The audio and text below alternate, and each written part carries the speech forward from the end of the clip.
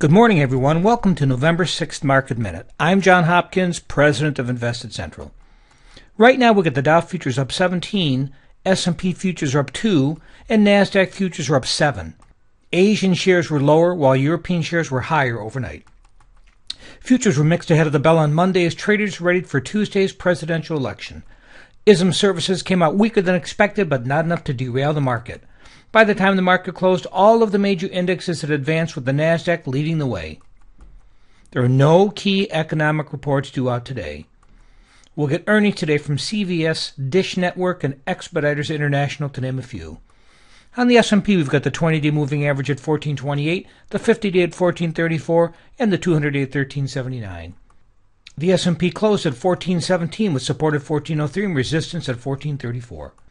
It's election day, and traders are aware that the stakes will be big no matter who wins.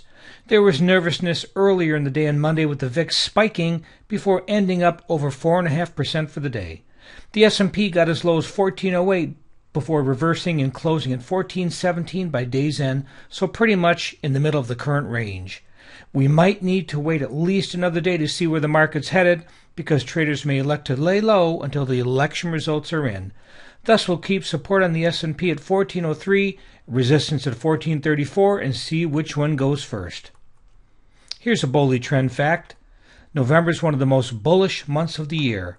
Since 1971, the NASDAQ has produced annualized returns of 18.58% during November. November has finished a month higher than it began 26 times in the last 41 years. Only April has produced more winning months on the NASDAQ, having moved higher 27 times. This is John Hopkins. I'll be back tomorrow morning with another Market Minute.